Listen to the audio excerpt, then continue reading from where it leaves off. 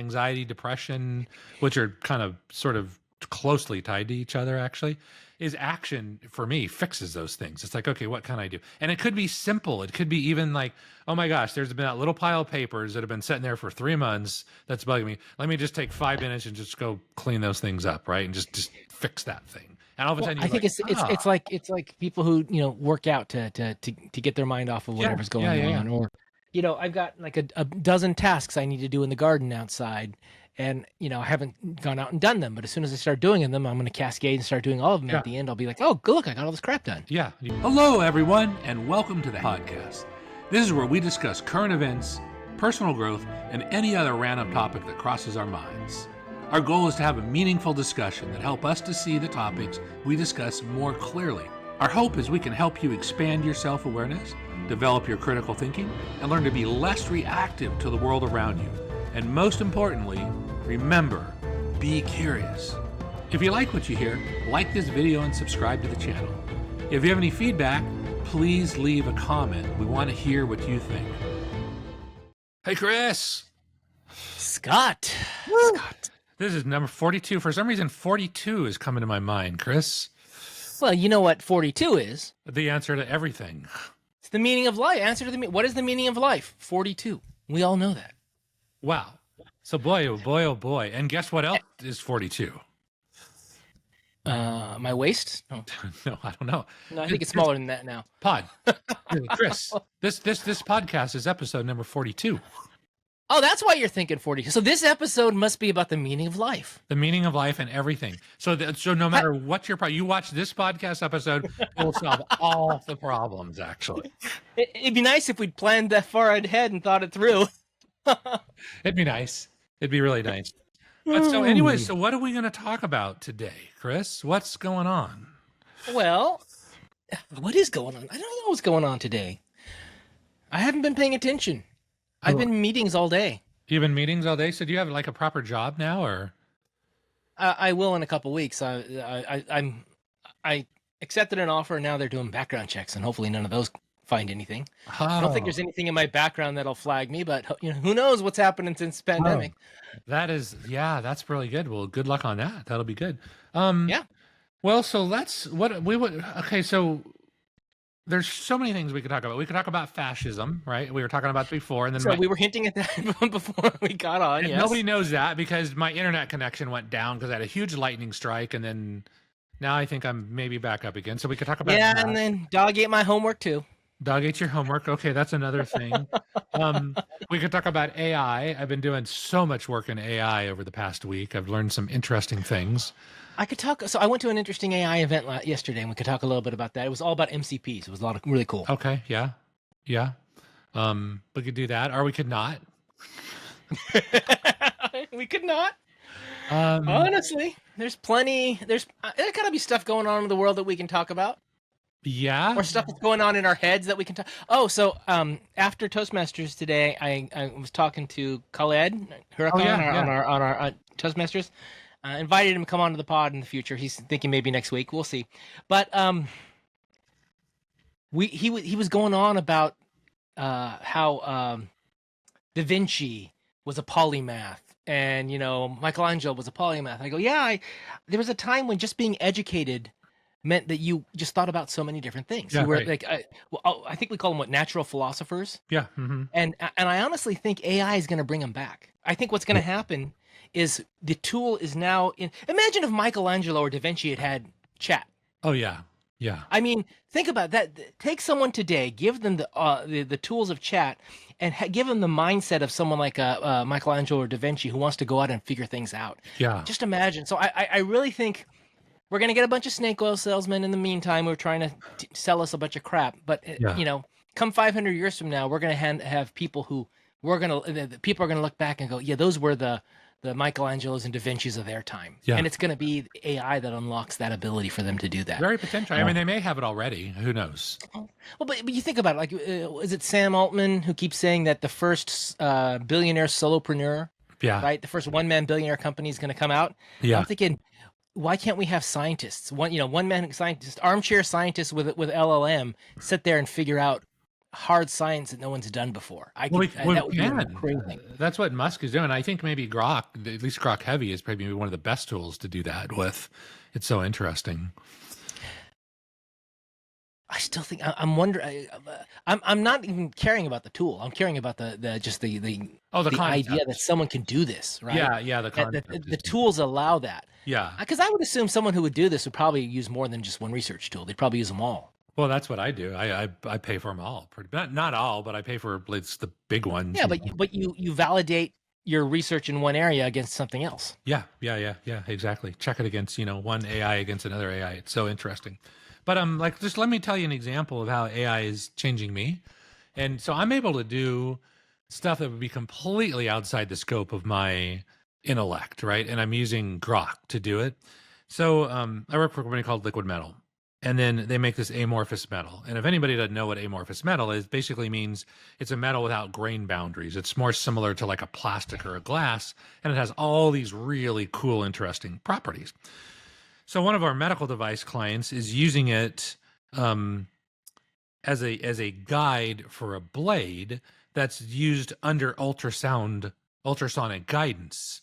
And the reason they chose a metal versus like a plastic, it's a disposable blade holder basically. And the reason they chose this metal is because it shows up better under ultrasound than than plastic did. And so now I'm thinking, wow, that's so interesting. Depending on what frequency of ultrasound is liquid metal better than maybe like a titanium or a stainless steel or something like that? So I'm going to set up an experiment where I'm going to run this on Grok Heavy and just get deep into material science actually. And the promise is it's going to be able to do that research that would be like a PhD level material scientist that would evaluate if that's really true or not. So I mean, I'm doing that, dude. A marketing guy is like doing that kind of analysis with AI right now. That's I think. But it's analysis right now. It's not virtual testing or anything at this point. Well, the distinction I'm making is this. Yeah. When LLMs can have the ability to mimic real life conditions, they know the world well enough that they can articulate it in math. Yeah. And then they could then run the experiment strictly mathematically, saying, in this condition with this material, it figures out what the density of the material is, blah, blah, blah. And then it does the math here, the math there. I don't think we're not talking about that yet. You're talking about extrapolating and then analyzing different properties of materials and saying what could happen in this situation versus this situation, right? Well, it depends. It's not doing a virtual experiment yet. It can. It depends on how accurate you want it to be. So part of the power that they're trying to get to right now is you got the LLM, which is kind of the brain, right? But now one of the things that are really enhancing the brain is using tools. And so examples of simple ones that almost everybody is using is like going out and doing web search, right? What's cool with the Grok is in go real-time X search. And a lot of the things with analysis I'm doing, it'll go out and write code. Like it'll go out and write several hundred lines of code and it'll go simulate something. And so, yeah, it's doing that stuff right now. But according to Elon Musk, we're going to keep giving AI more and more powerful simulation tools. So it's going to get smarter and smarter, actually. So for instance, like what we do, we'll take a liquid metal is a molded material. So it'll go into a mold and you can do a flow analysis. And there's a whole line of very sophisticated software that does flow analysis and how it cools and the cooling rate, and you can get pictures and modeling.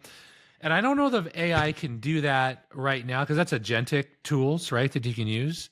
But it's not going to be far away where AI is going to be able to link up with those tools and become significantly smarter. So I think we're close to being there, or maybe almost there, Chris. Unless you're talking about something totally different than what I'm talking about. I think I'm talking about a layer even deeper than that. Okay. So what I'm thinking of, basically, think about being able to, like in the movie The Matrix, everyone experienced the real world, right? Oh, okay, yeah. Right, so that you can, in essence, the LLM can, through its own mathematics internally, simulate the world and therefore run your experiment in a simulation of the real world.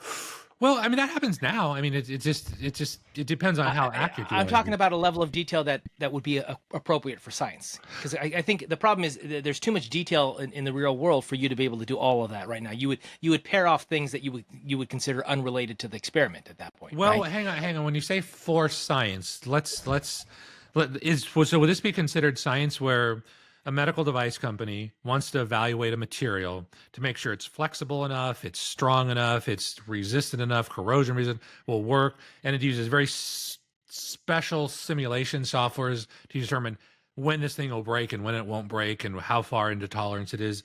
Are you considering that? Because that's happening right now. In fact, that's been going on for a long time. For like 20 years, we've been Yes. having those So tools. that to me isn't doing a science experiment on it. That is taking and extrapolating from what you believe you've measured and you understand about the properties, and then you're doing math. You're basically doing math on what you know.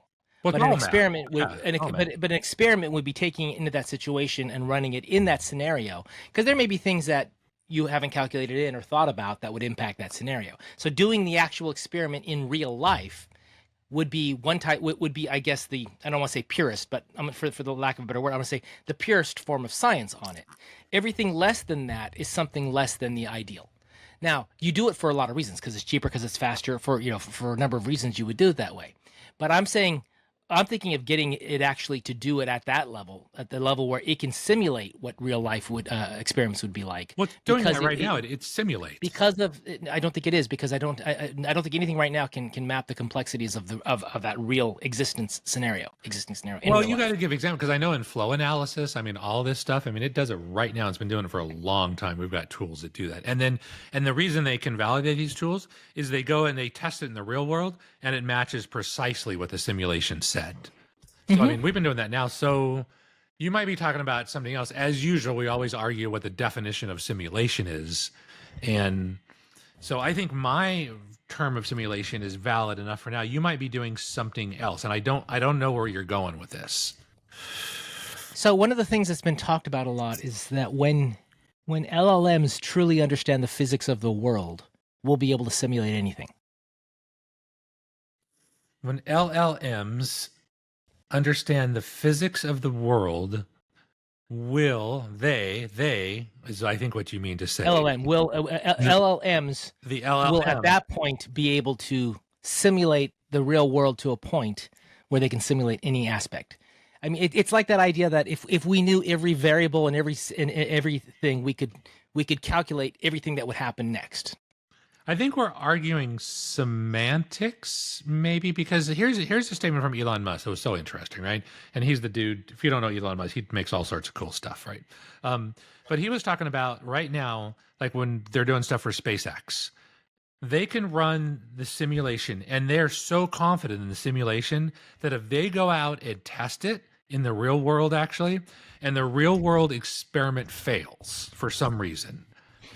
And ultimately, he says, look, reality is the ultimate, that's the ultimate simulation, right? We're probably in it already. But he says, our first thought is not, is the simulation wrong? Our first thought is, did we set the experiment up correctly in the real world? That's how much confidence there is in simulations, like right now, which I think is pretty spectacular.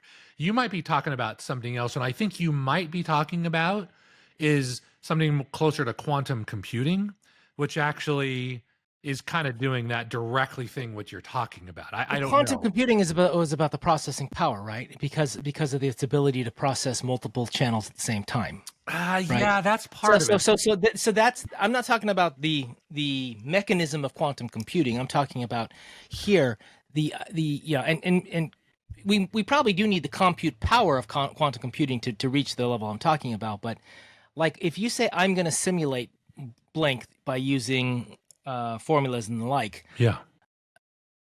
I resist calling that testing. That's simulation. Yeah, fair enough. That's fine. Yeah. Right? Testing to me means you go out and you do you do something that you're measuring and can fail at that, where you're actually putting it into a situation where it can fail. So I think that's the word where I'm getting the distinction there in my mind, is that simulating something isn't testing it from a scientific viewpoint in my mind. It's simulating it. It's to come to a point where you get a reasonable answer, maybe the right answer, based upon the simulating tools that you've developed. Well, But I think what you're saying is, if I can put it in engineering speak, is now we're going to go simulate it in the simulation or the environment that we live in, just to confirm, because it's not the same thing.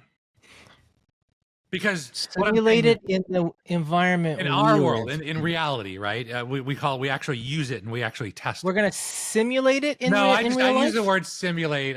I shouldn't say it because we're gonna test it in our simulation because we live in a simulation as well too.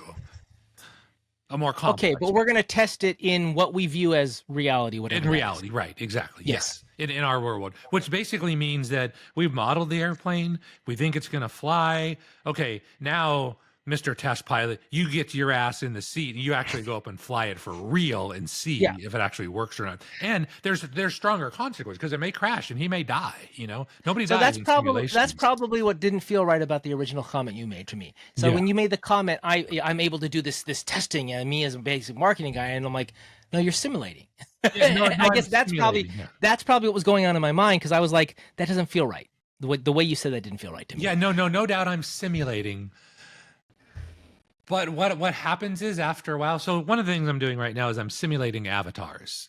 So the old kind of school method of testing, we call it A/B testing, split testing. You go out and you test this thing against that, A, B. Which one pulls better, right? A works better. Awesome. Let's test A. Now, we call that like the baseline or the benchmark, right? And then the control. And then now we're constantly trying to beat A. We use C, we use D, until finally something beats A in a real world actual test, right? And the way we do that is we actually send a bunch of emails. We pay $10,000 to do a full page ad in the registered newspapers, see how many calls, how many phone calls came in, how many sales closes we had. And then but after a while, we kind of got the idea that we're pretty good, right? We don't need to run full testing. We can have a pretty good idea that this is going to work because we understand the principles well enough, right? Or the math, because basically what the math is, it's just clearly articulating the principles that the thing's going to actually operate in. Yeah? Yes? No? Sure. So close enough, right? We don't know for sure, right? We don't know, is the universe model math? Or is it the other way around? Or did we create math that really closely models the universe, right? And maybe they're the same at some point. I don't know.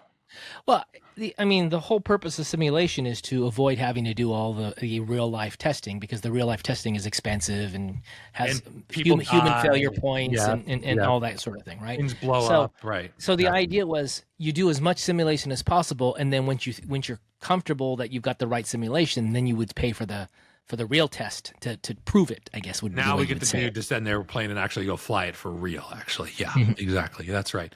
So what I'm saying, Chris, is like right now, these agentic tools are really close to that. And they're real, and we've proven it over and over and over again, because basically, like certain flow analysis that we do all the time in liquid metal, pretty much if that flow analysis says this part will work, it will work like pretty much every single time. I don't even know that I can remember a single failure that we've had where like, holy crap, we simulated the thing and then it didn't work.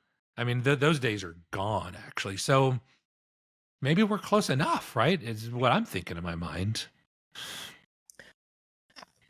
You're probably close enough most of the time, right? Which for an engineer is good enough, right? We don't need to be perfect. We're like, look, it's good enough, right?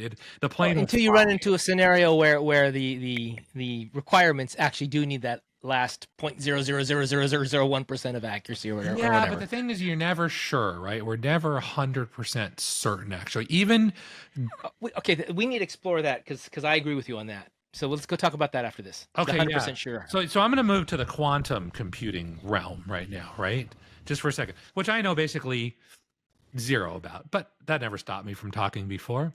So from what I understand, quantum is the next generation of computers with massive processing power. And so things that I've heard, like breaking security, might take 1,000,000 years, when our best supercomputer right now could be broken in seconds on a quantum computer, which means we've got to sort of just completely rethink like a lot of stuff if that stuff actually gets out there. But here's the thing, Chris, it's not, from my understanding, it's not using mathematics to simulate things, it's doing something different. It's like actually doing the real thing, whatever that means. And I need to dig in more for the next podcast because I don't even understand what that means. You know those YouTube videos that explain things to a fifth grader and then to a high school kid, right? So there's one on quantum computing that's fun to listen to, and the idea of being in multiple states at the same time. Was it Schrodinger's cat? Yeah, right. Right. That it's both alive and dead in the box until you open it. You don't know. Until you decide when you look at it. Right. You decide. So you hit the button that has a 50% chance of releasing poison or 50% chance of not releasing poison. You hit the button and the cat is either alive or dead. But until you open the box, there's no way to measure it and know. So he's both alive and dead, right? Yeah, right. So my understanding, and I could be wrong, and this is, of course you're wrong. Yeah. A couple years old, was the idea that basically quantum means it can be in both on and off. Yeah. The bit can be both on and off at the same time. Until you look at it. So in essence, you can follow multiple lines of query at the same exact time. So instead of, when you're breaking a password and you're chugging through the algorithm to break through the password, instead of chugging through it once and saying that's wrong and going back and chugging through it again saying that's wrong, you just go through millions of them identically at the same time. Yeah. Yeah. Right. So in essence, it does not make any sense to me from a logical state that you could be it could be both on and off at the same time. Well, of course not. Because and we get a result. Yeah. One, for both of them. I mean, I don't get it. I get it, but I don't get it. Right. So it doesn't make sense in the physical world as I understand how the physical world works. Yeah, right. That's the problem. Right. Yeah. So it's like voodoo stuff. So anyways, this stuff. It sounds like outright magic, right? It sounds like someone's trying to pull the wool over our eyes at the end of the day. So we'll see when it comes out. We'll see what happens. Yeah. It's sort of like the concept. Then you start getting into the stuff like God, right? Which when I start hearing stuff like this, I'm like, of course God exists. It's like that's the only possible explanation, right? That's where my mind goes, right? I know you got that funny look on your face, which means that you might either really have to go to the bathroom right now, or you might disagree with me. One of the two. I don't understand how that you assume from that means God exists. Yeah, exactly. Yeah, that's pretty good. How did I get? I don't mind you saying God exists, but saying that's why you believe it. It's like because someone came up with the idea of a magical computer that can think two thoughts at the same time. That means God exists. Yeah. I got it. But Chris, let me tell you, in my mind, it makes perfect sense. I'll just leave it at that. Yeah. So anyway, so there you go. Okay, so that's kind of fun. But so anyways, so here's my point. Let me go back to my point because we got kind of a little sidetracked, which we love doing actually. But here's what AI is letting me do. It's letting me, Chris, a white guy, 60 years old almost, actually have the power of a PhD or multiple PhDs in material science to actually even ask these questions and actually let them run through Grok and actually have a chance of getting even a semi-right answer.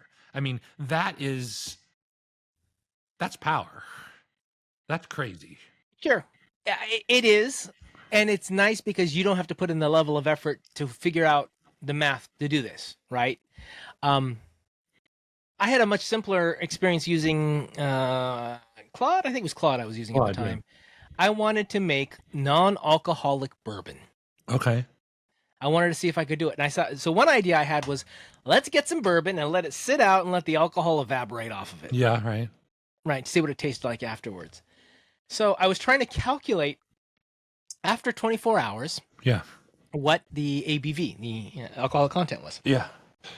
And so I said, okay, I started off with 8 ounces. Mm-hmm. I now have 5.5 ounces. Yeah. Right? Some of the outright liquid will evaporate, but mostly it's going to be the alcohol evaporating.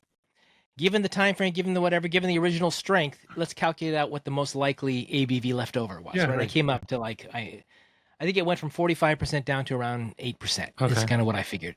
But I'm like, I didn't have to figure that out. I just told it, here's the parameters of the situation. Yeah. Help me calculate out what a realistic estimate of the alcohol content is. Yeah. Honestly, the ability to do that without having to research formulas that I haven't looked at in decades. Yeah. was just amazing to me. Yeah. Yeah. And I'm going to leapfrog. I'm going to do something. And this is where you can save yourself in this AI revolution. Is you've got to move from the doer to the manager, the visionary, the CEO, with the ability to, using language, be able to describe the process of what you want. How to set the experiment up, right? This is what I want to know. This is my outcome. And you've got to be able to use enough English to tell it that, and then it'll go solve the problem for you, actually.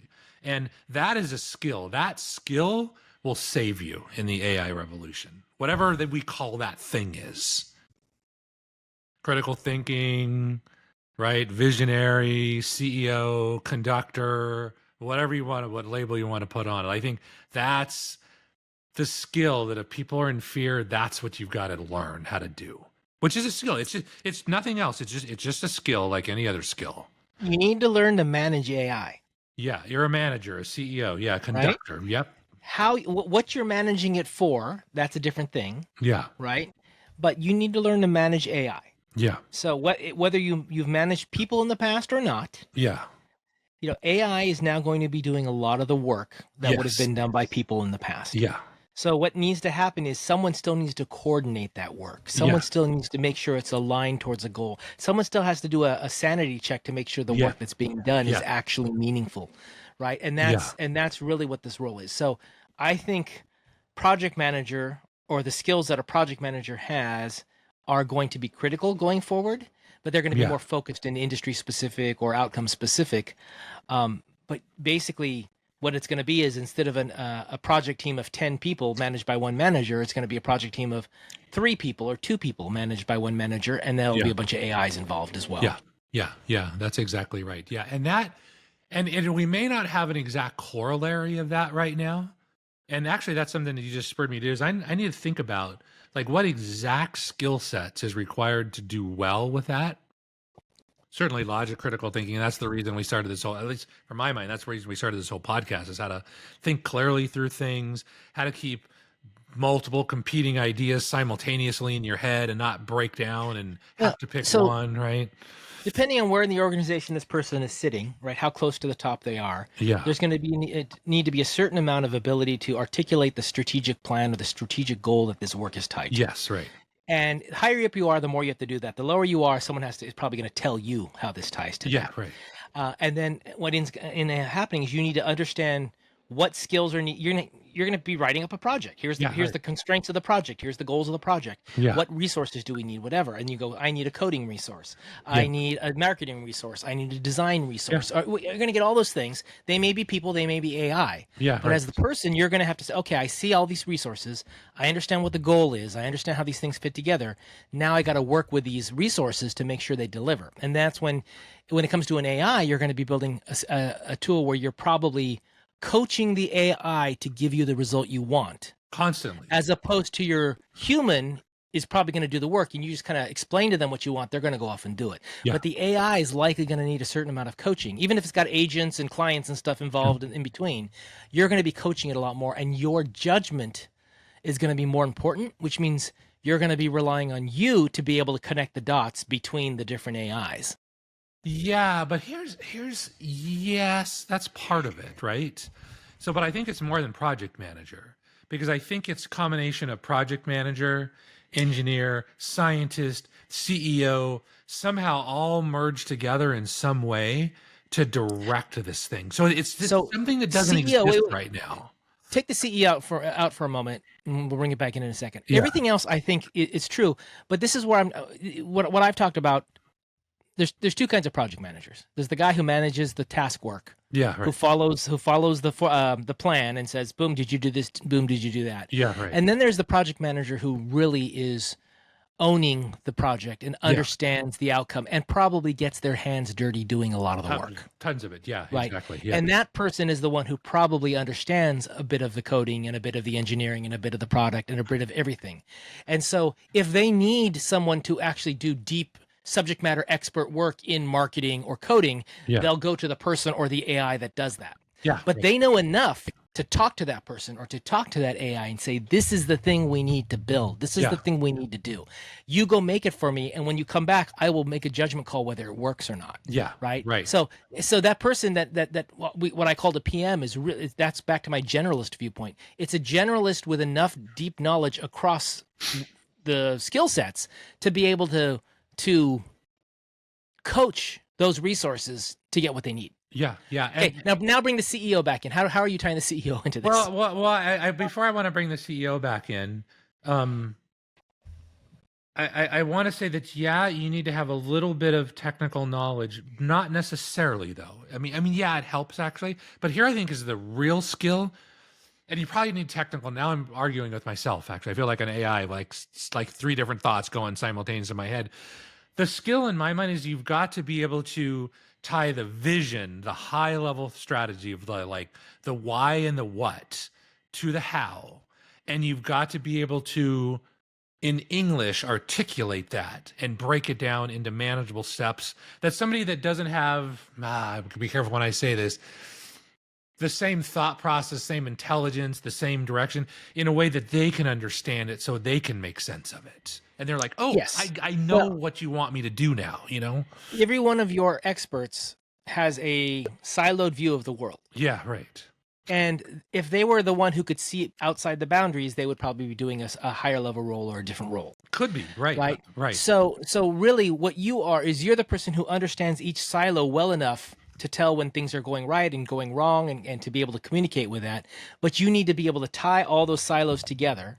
And to your point, and this is a skill I assume the PM has to have, but you're right, they don't always have it, is the ability to understand where this fits in the broader strategic plan. Yeah. What goal this is applying towards, what niche, whatever you want to say, this fills, and is able to keep the team, the resources on that task. Yeah. And to communicate up and downstream in a way that keeps everything focused on that task. Yeah. Right. Yeah. And so I'm assuming with good project documentation, a lot of this is spelled out, but you're right. To be able to go into the IT department and explain to them why why we need to bow to this financial rule over here. Yeah. Because it actually keeps us in alignment with the broader financial goals of the organization is something that you're going to have to be able to articulate to the IT team or to the whatever team is involved. Yeah. And that's visionary. That's above CEO level work at some point, actually.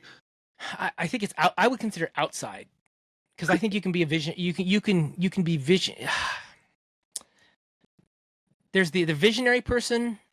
There's the person who implements all of it, and then there's a person who actually puts it into practice, right? Yeah. I think, and so I feel like the PM usually is not doing the implementation part. They may be doing bits and pieces of it, but that's being outsourced to subject matter experts, and they're kind of doing the visionary and the operations role. Yeah. But the visionary really changes depending on where they are in the organization. Are you a department level project manager? Are you an organizational project manager? Are you down at the team level? Where are you in this, right? And I think the skill sets really focus more on that communication skill as you move up the chain. Yeah.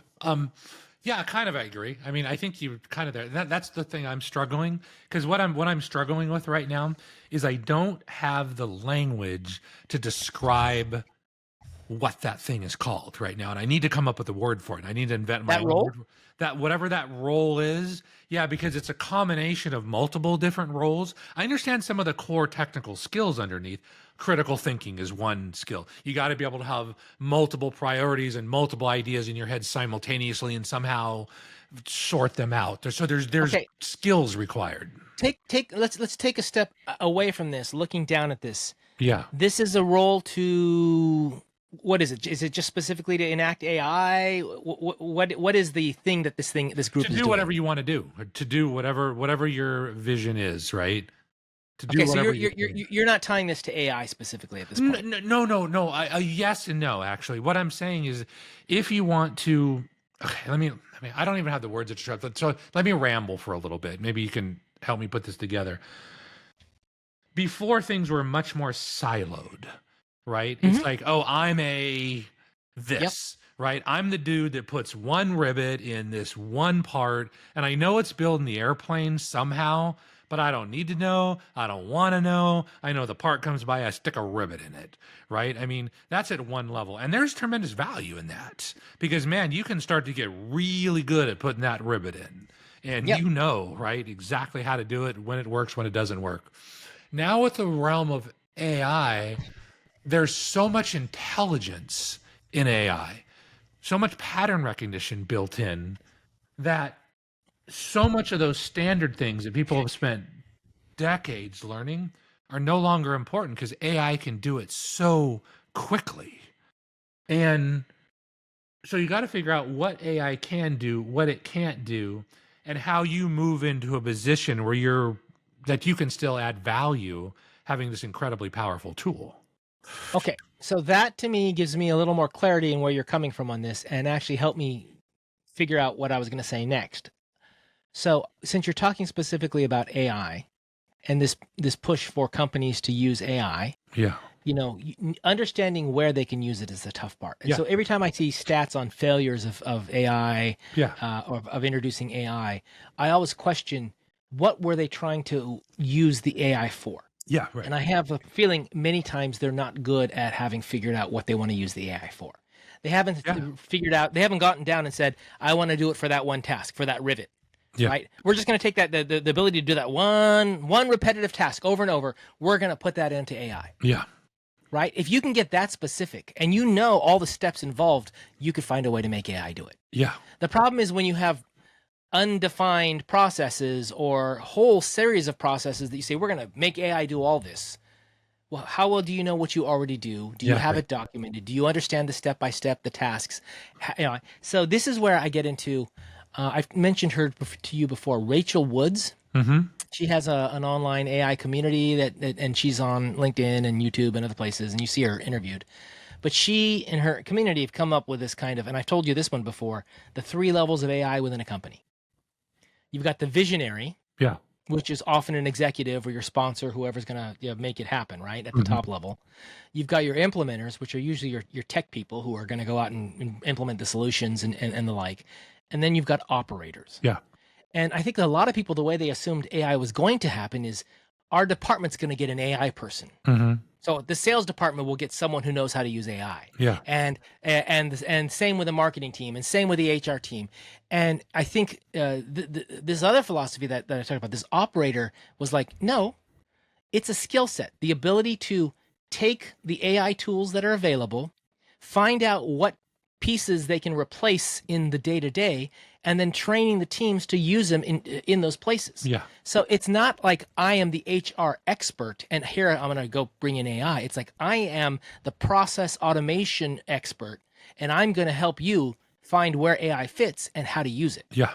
And so you actually divorce the entire AI structure out of any one department. Even IT to a great extent, you kind of divorce it out. It's almost its own department. And then you can say, okay, I got a visionary, I got the guy who's going to implement, who he probably is IT. And then you've got the operator who's probably more operations oriented, but agnostic to any one department. Yeah. They know process, they know architecture, process service architecture. They know all these things. Yeah. And they're able to come in almost like a business analyst and other things and actually say, here's how we're going to use it. Yeah.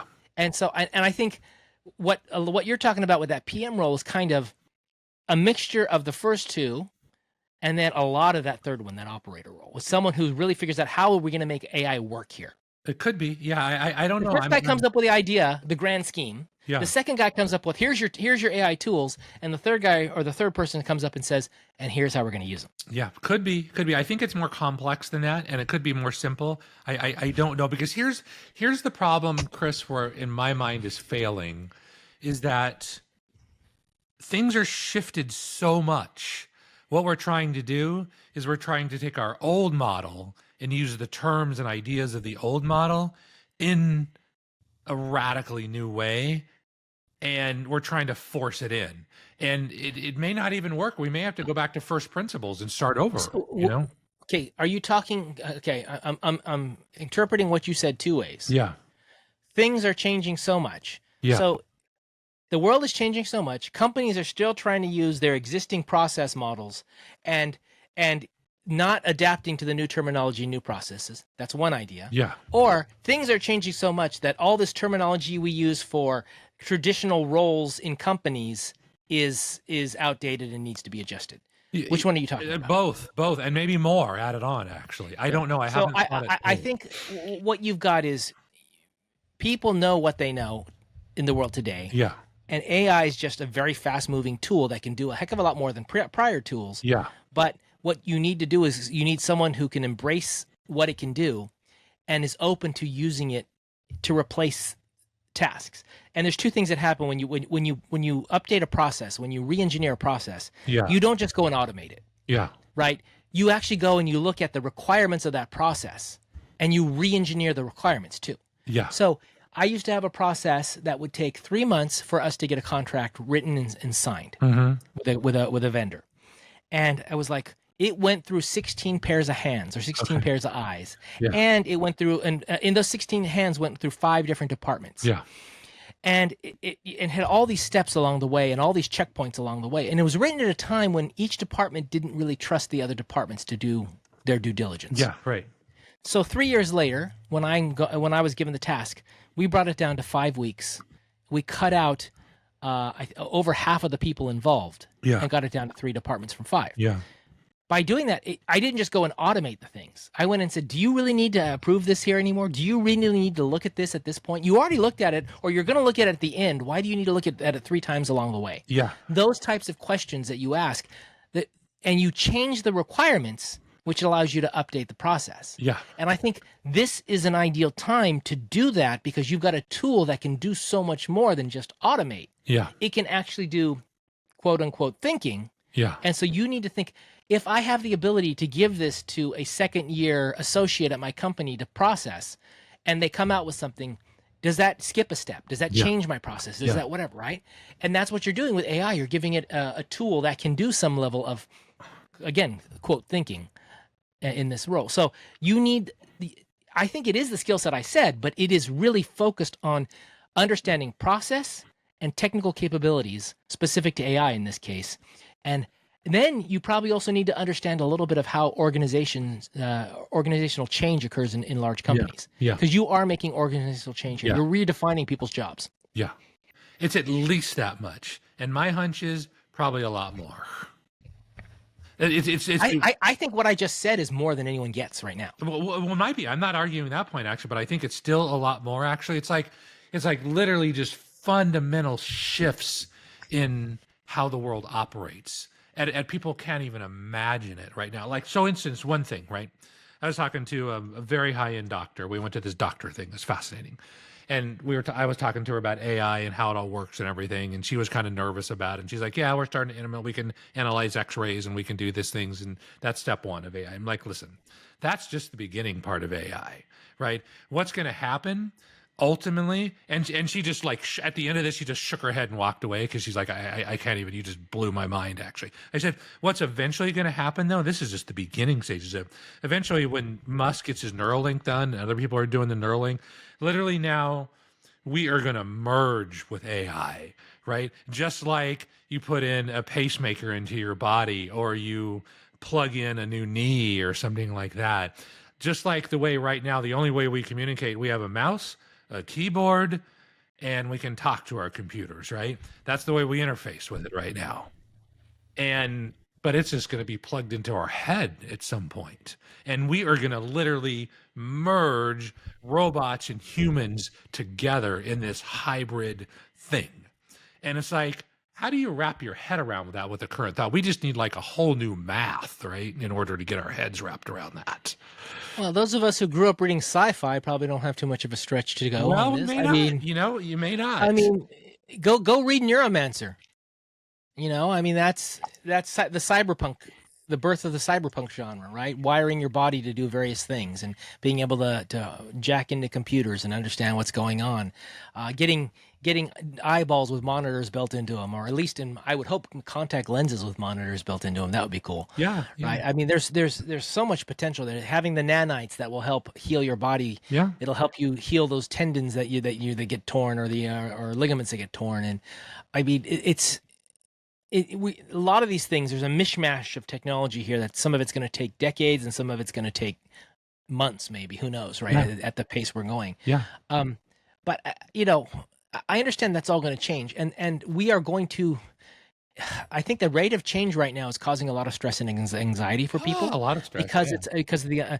But I also wonder, are we going to get to a point where we're just immune to the amount of change that occurs? And so, from day one, from the Monday to Friday of a week, so much stuff can change that. Yeah, and no big surprise there. Companies can get launched, go to billions or trillions of dollars, and be gone by the end of the week. I mean, it's possible, right? That you can get that level of speed. I'll make $1 trillion company that will last 1 week. Possibly, yeah, possibly. I mean, it's just, yeah. I don't know. So, anyways, whatever that thing is called, what are the vision? Maybe it's just imagination. Maybe that's the key skill. I don't know what it is actually, but it's and there's more than that. Because there's an innovation aspect to it. Yeah. Right? There's this idea of taking a thought, an idea, your creative or imaginative idea, and then saying, how am I going to use that to replace something, to augment something, to do right? So it's innovation. Like, how can I take an LLM that goes out and does research and finds information and can simulate tests like you're talking about? Yeah. How can we take that and bring that into my, I don't know, tire manufacturing company or my, my cell phone sales company? I mean, literally, it's finding that way to tie the potential that's out there with what you're doing. Yeah, and that's visionary work. That and very few people have that. Very few people have the vision to say, "Oh my gosh, I have this, and this is how it works right now." But with this new technology, we could be operating at a whole different thing. I mean, we could be in an economy like Star Trek where there is no money anymore. I mean, it doesn't. I can't even imagine that because I'm so in the economy. Like, you got to work, you make money, you buy things. I mean, this is how we trade stuff. Where in Star Trek, none of that even happens anymore. And you're like, how does that even look? Yeah, it's that isn't going to happen. Well, now you're closed-minded, actually, right? So this is what I've got a whole bunch of reasons why it's not going to happen. Well, yeah, no, I'm sure you do, actually. But this is what I'm. And again, I'm going through probability in my head because the idea that AI could bring the cost of manufacturing to sound so cheap that basically it's almost free to be able to make things, so that the average person's lifestyle could be funded for very little money, right? At that point, there's still some level of value that needs to be created. Who gets those values and I would guess it's whoever owns the factories and whoever owns the AIs. And then at that point, we get to a UBI world where UBI is just the tax that the rich pay to keep the poor people from going to violence, is what it is. Pretty much. I mean, that is. And so that's the scenario that I think we're talking about, because unless you want to somehow find a way to redistribute all the wealth of the AI companies amongst everyone, which sounds like a very difficult way. I don't know how you're going to redistribute wealth at that level. So and usually if you see that happen in another country, it's going to happen with violence. So I don't know what else to say, right? Well, and that's the whole thing, Chris. So then here's my thought, right? This is my assumption going in. No matter what you and I can think of right now, we're almost 100% guaranteed to be wrong. And and with that in mind, it's like, okay, fair enough. We're probably going to be wrong. In fact, we're going to be wrong for sure. But we can be probably right about certain things. And so what are skills, what are things that the average Joe can start doing right now, right, that we can help with this podcast to at least start shifting them to think? And there's a couple things, right? So I do think one of the big things is the ability to coach and train AI, at least for the next decade or so, is probably a fair thing to have. Yeah, right. At some point, AI will get good enough to do that as well. Yeah, right. But in the meantime, it needs to learn. It needs someone to do that. So the ability I'm going to say, to coach AI. Yeah, right. I think is a huge skill that's going to be needed. I don't know if the term, AI training, learning, whatever you want to call it. I think there's a need for people well beyond just the technical people, but bring other levels to it. And so that, I think, is one thing that definitely, if you can build the skills to work with AI and get results. Yeah, right. That is a marketable skill. Yeah, absolutely. For a while, I don't know. Maybe 10 years. I don't know. Maybe. Yeah. Right. Mm-hmm. So I think that's something. The other thing is the kind of the project management role we talked about, this ability to synthesize across different disciplines, and be able to tie it together to aim towards a goal. Mm-hmm. right? That is also, I think, very, very useful. And Yeah. then the point you made, which is like a subset of that, the communication of being able to keep everyone pointed towards that goal, Yeah. which I consider more of a leadership skill, but it's a leadership communication skill. Yeah. Those, I think, communication skills in and of themselves are going to be around for a heck of a long time longer. Long Because time. as long as people are around, we're going to need, as long as people are around and responsible for things, you're going to need to be able to communicate with them. Yeah, absolutely. Well, and these are solid skills that no matter where it goes, they're always going to be valuable. I mean, my sales pitch right now is, man, if you're not in Toastmasters, join Toastmasters, right? I mean, It's is a pretty simple way to go, honestly. It's a pretty simple way to go. It isn't a huge burden on your time. The first few times you're forced to give speeches, and it does feel like you're being forced to because you don't want to. Yeah. But you'll get to a point where you can just spin out a speech without a problem, Yeah. right? Today we were missing a speaker, and she said, "Yeah, does anyone want?" And I goes, "Well, I'll be the last person. If you can't get anyone else to go before me, I've got a speech ready to go." Yeah. She didn't need to. Other people were willing to step up, right? Yeah. But sometimes no one's willing to step up. It's like, I don't want to do a speech at the last minute. But Yeah. Right. think about it. You're not going to get hurt. Yeah. You're not really going to get embarrassed because no one's going to judge you that severely. No. And you're going to get the experience of speaking on the fly, making something up, coming up with something. It really is a chance for you to see, I need to work on this. I need to work on that. Yeah. If I had to, judge skills based on ROI, and regardless of what happens in the future with technology, that's a great skill, right? How to talk. Yeah. And when we get to be our age, I expect people to be able to talk to a certain level, which is always a surprise to me when I find people, so many people can't. But when you can find someone in their 20s or early 30s who can speak well, I mean, that is an amazing thing to me. When I went to one of the open houses or something at my daughter's school, and they had this guy give up and talk about how great the whatever program, the honors program or whatever it was at the school. Good looking guy, white guy, tall, athletic looking guy, but he spoke so well. And he's 22 years old. And I'm like, if you can speak that well at 22, my gosh, I just imagine what he's going to be doing, because that is a true skill. Now, if you can tie that to a little bit of EQ, emotional intelligence, if you can tie that to actually showing interest in other people, all that combined really will just make you memorable in the eyes of others. Yeah, exactly. So those skills, I mean, that knowing how to speak, communicate, which we're doing on podcasts, we get to practice, right? We get to, in my mind, if you can hold multiple competing ideas in your head at the same time and not freak out and not force yourself to go into a binary decision mode, black or white thinking, actually, where you can say, which is usually you got to divorce yourself from the emotions you're feeling from all those different viewpoints. Right. And you can have a certain amount of uncertainty. So I think that's actually what I would call like a master skill level. I think just getting to there, the critical thinking, stop, take a moment, take a breath, look at yourself. Are you reacting? Are you reacting? Or are you reasoning? Is it the chemical reaction of your body feeling a certain way, or is it the biochemical reaction of your mind figuring something out, right? I mean, you need to be able to pause.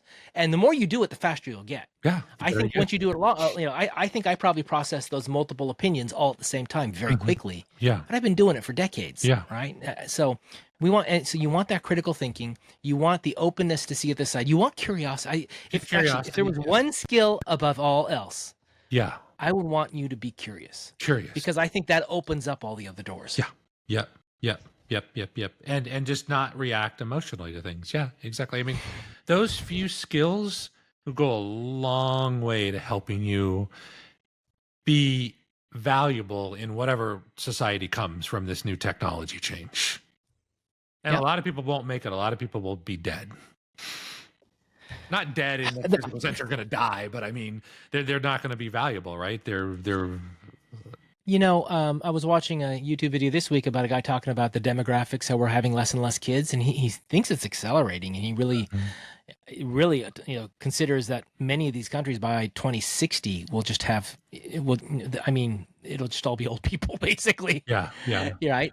And when you think about what that is for an economy. It's not the number of people, it's the age of the people that matters too. It matters. So, maybe we don't need as many I don't know, lower level work in the future because we'll have less people. It may not be a problem at all. Maybe it's a good thing, actually, because based on our current society, it's like, okay, you got Social Security, it's a pyramid scheme, so you got to make sure you pump enough people in to make money that can feed the top of the pyramid, actually. But maybe with this new model, it's like now with AI, it's like, well, you don't really even need as it long anymore, as right? you're using AI as a multiplier for the people. So yes, we don't have enough people feeding the money into the pyramid for Social Security. But the AI is now augmenting the productivity of what is coming in. So now we're getting the same results. I mean, that would be one hope, one potential hope. Yeah. Who knows? But if I can think of that, that means it's not going to happen that way, because that's reality never happens the way you think it's going to. Yeah, pretty much. I think you could have general trends moving forward. But I think you're never going to make a mistake in thinking better as a generalist, like general thing, just general logic, critical thinking, increasing your creativity, decreasing your emotion. Right? That's not saying take away emotion, because emotion is, you don't want to turn into a robot, but I'm saying don't let emotion drive you. Don't get out of control. I mean, those skills are things that you just have to practice and train, and they take a long time to get there. That's why you want to go to jiu-jitsu, right? Just so you can deal with that pressure and not freak out on a regular basis. And so when somebody else applies pressure to you, you're like, oh my God, come on, seriously? You cut me off. That's it. It's like, dude, I intentionally put myself in way more pressure than this multiple times a week, and it doesn't bug me anymore. You know, Chris, the lady blocking your pathway in the grocery store with her shopping cart in the middle of the lane, standing, taking up the whole spot. After a while, that inconsiderate woman. Exactly. Eventually, Chris, that won't bother you anymore. I think it'll always bother me because I'm always in a rush to get where I'm going. In the store, I mean, I don't know about you. Do you enjoy walking around stores and shopping? I don't do it that much, actually. I will tell you though, I made some significant progress in the last week, actually. I've done some studying, Chris, and I've learned some new things. This has nothing to do about AI. So I took another class from this Navy SEAL. It was like a 3-day challenge. And his whole thing was about breathing. So now I'm all into breathing. And I'm telling you, breathing. Oh, by the way, I gotta talk about that breathing thing today. Go ahead. Breathing is important, actually. In fact, do you know, Chris, that if you don't breathe, you'll die in a few minutes without breathing? Breathing is critical. My goodness, I did not know that, Scott. Breathing is critical. And here's the thing that's exceptionally interesting about breathing, Chris, is that it's one of the few things, and maybe there's other examples of things you can bring up, but it's one of the things I can think of right now at the top of my head, that you don't need to think about it and you'll breathe, or you can think about it and you can manipulate your breathing, and you can just stop thinking about it and it'll just go back to autopilot. It's like super cool. It's like, I don't know that there's any other function in your body that does that you can instantly control, and you can just take your hands off the wheel and it'll start driving in a reliable way. Your point? Sorry. My point is breathing is really important. It's one of the only things that you've got complete control of, and at the same time, it's totally autonomous if you don't want to control it. Most everything you don't have that same level of I can control or not control, and I'm still okay. Okay. And I don't know if that's an important point. It's just one thing I thought that's just kind of interesting. So I got something to point out to you today, and I think Andrea said it on today's Toastmaster. You said, let's also do some box breathing. So you had us do inhale, hold, exhale, and you stopped. Yeah, I got confused or whatever, but I was thinking of a triangle box. You did a 3-sided box. Yeah, exactly. Yeah, exactly. I know. Thanks for bringing it up. You know, the thunder shook me up a little, Chris. The thunder kind of messed my like game up a little bit. You know. Okay. Yeah. I mean, I'd like to know where it hit. Actually, that'd be kind of cool. All right, Chris. We might have a little pause problem. Hopefully, you'll come back. Your upload's fine, so I don't know. I don't know. Maybe it's you. I don't know. I'd prefer to just blame everything on you if possible. Is it going to stop you? I can hear you, which is good. Okay, I guess we'll just keep going. Let's just pretend like we're good. You're still moving on my end, so. Okay, there we go. So anyways, that's all I'm saying. So anyways, here's the thing, Chris. Here's the epiphany that I came to. So in Grok, there's this mode, there's like a meditation thing. And this chick comes on and just tells you to breathe. And no matter what you say, you're wrong. And it drove me crazy until I finally submitted to it. And until I finally realized that, oh my gosh, all these thoughts, all the stress, all the stuff going on was me just making it up. And that I felt like I was in it when I didn't have to be in it, which was kind of a little bit of an epiphany for me. And you can control that by breathing. So I rarely get to the point where I'm stressed like that, where I'm worried about those types of things. I don't know if it's more of a natural state of being, but to me, it's rare to get stuck in a thought loop where I can't let go of it or the like. Usually that's not my default. My default is I don't worry about it if it's nothing to be. If there's nothing I can do about it, why worry about it? Unless it's a woman in the middle of a grocery store aisle with a shopping cart. I could yell at her. I mean, or I could just barrel through and push and shove her cart aside, right? I mean, I can do all kinds of things. You could. I wouldn't recommend those. I mean, there's probably consequences to those, but yeah, okay. Yeah, just like there's consequences to her action for blocking. Exactly. Exactly. You bring. These are the consequences of your action. The authority of God to that woman. Exactly. So you deliver God's justice. That's beautiful. I'm the righteous one. Exactly. So they talk about the armor of God. I've got the shopping cart. The shopping cart of God. Hey, take the power wherever you can get it, man. Whatever floats your boat. One thing you were talking about, and I was thinking, someone said this. I've heard this quote a couple of times. I don't have it exactly, but the idea is instead of trying to become the kind of person that nobody bothers, try to become the kind of person that nothing bothers you. Yeah, that sounds good. Yeah. Right. So the idea instead of being weak so no one will pick on you, you get strong. So even if someone picks on you, it doesn't bother you, I guess. But the idea is to build the resilience. Hey, Chris, I can't hear what you're saying. Hopefully the recording will come. I think it's on your side. Maybe I don't know. Who knows? Who knows what's going on? But you're not freezing up on my end, so I don't know. Okay. Yeah, I don't know.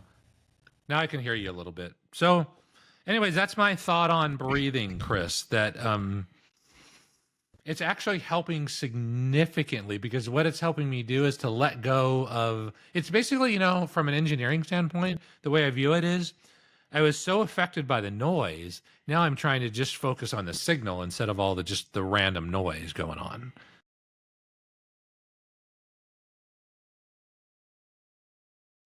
Okay. And here's the cool part is that when you're in it, you don't even know it's noise until you step out of the noise long enough to see that, oh my gosh, there's just a bunch of noise. That's really not that important. A bunch of emotions, a bunch of feelings that really don't matter. I think we're wired differently because I don't get a lot of that. Oh, well, that's good. Maybe you're more evolved than I am. But I mean, this has been around for 5,000 years. This is not new. These are not new concepts. They're new to me, but it's just fascinating. I don't know if Stoicism is a good thing or not, but Marcus Aurelius and Stoicism and the like. To me, I don't know why it always occurred to me why are you letting emotion get involved in any of this? Yeah. I mean, you've got a brain, you've got the ability to figure things out, just figure it out. And then once you get to the point and you realize you have no agency to do anything about this thing. Yeah. Then you just put it in a box saying, this is the way this is. Yeah. I got to work around it. Yeah.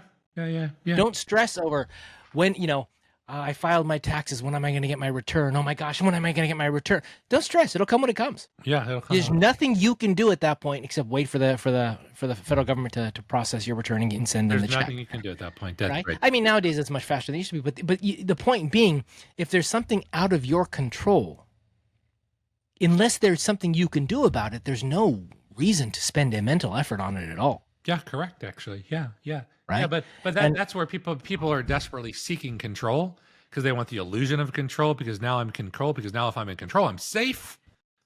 And it's like, no, yeah, you're safe right now. you You need to don't need to. figure out the areas you have the power to do something Yeah, and concentrate on those, yeah, exactly. right? And I don't know. This has just been the default way I've thought about almost everything, right? So, Well, that's good, Chris, because I didn't well, really no, know but that I'm doing a podcast with a guru. Actually, I had no yes, idea. yes, yes. Yep. No, I think the problem, of course, is when I think I know it's something that can't be done about it, and someone comes in from the outside and goes, "Well, you could have just done that, Yeah, or right. this, or and I'm like, "Oh crap, yeah, we could have Yeah, done something about it, right?" yeah. That's of course, the next level is, "Oh, it's just something we have no control over. We can't do anything about it." Well, did you try calling the IRS and seeing what's going on? Yeah. That's not quite the example I'd want, but you know what I'm But getting at. that's the point. Yeah, yeah. You were blind to that possibility Mhm. in the moment. But I think so many people do stress over what I'll call reality Yeah, and spend cycles of effort thinking about stressing over getting emotional over things that they can't control. yeah. Correct. Yeah, And if you just said, hey, okay, what can I do? yeah. What can I Go do? do that, whatever Yeah, that is, even if it's unrelated to this thing, yeah, yeah. And right? that's a great question. That's a really good question. Is if you're stressed out, you're feeling overwhelmed, you're feeling like you don't have any options. The first thing in that moment when you start feeling that is like, what can I do? Or my first task is I need to create some options here, right? What can I do? And just calm down and think. And it may be that the only thing you can do at that point is you can die because everybody's going to be there at some point, and you're like, okay, Well, I lived a good I think life. one of the things that can happen here is you can say, what can I do, right? Yeah, And there's two questions: what can I do to affect this thing that's bothering yeah, me? right. And then let's say you say there's nothing I can do. Nothing I can Well, do. then what can I do in some other way that's good for me? Yeah, right. And once you get progress in that area, it'll take your attention away from this thing that's gouging you in the side Yeah, that's bothering you. If you can show progress somewhere else in your life, yeah. that probably will help help you get along Oh my in that. gosh, yeah. That always cures, no matter what is in anxiety, depression, which are kind of sort of closely tied to each other actually.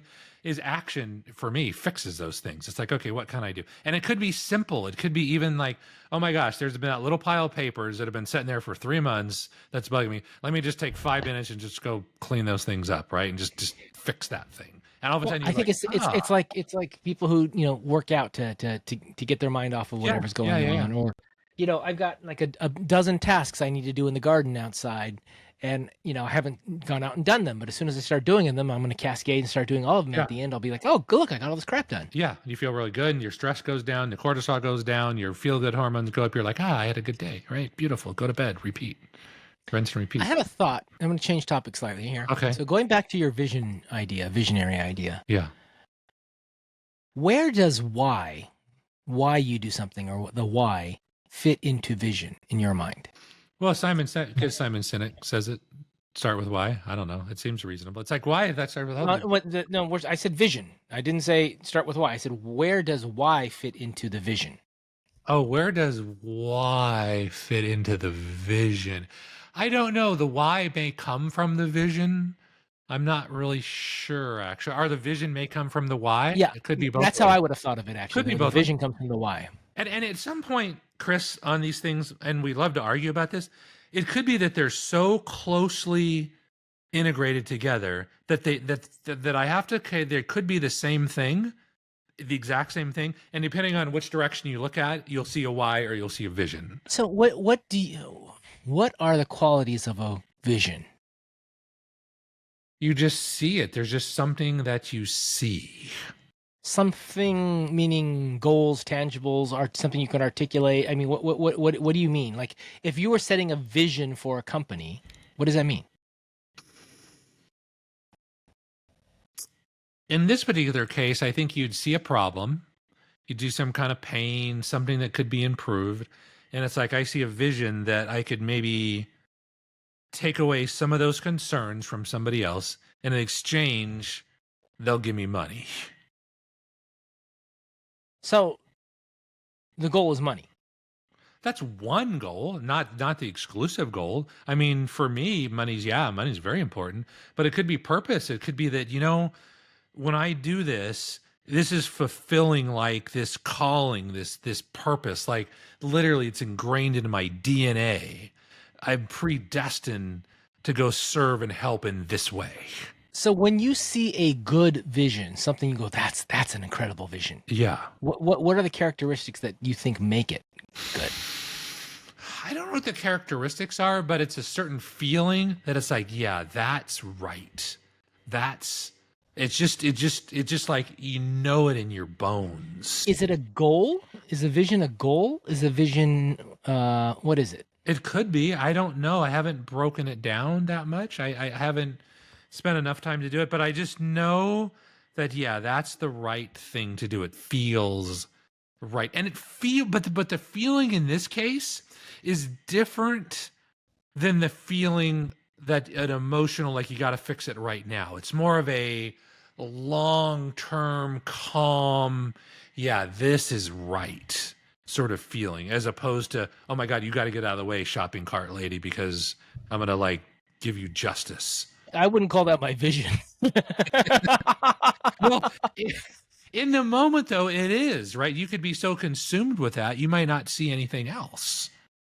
See, I tend to associate a vision not just with a goal, but you're also trying to achieve a certain level of inspiration. Yeah, that's good. Yeah. Right. As part of that goal.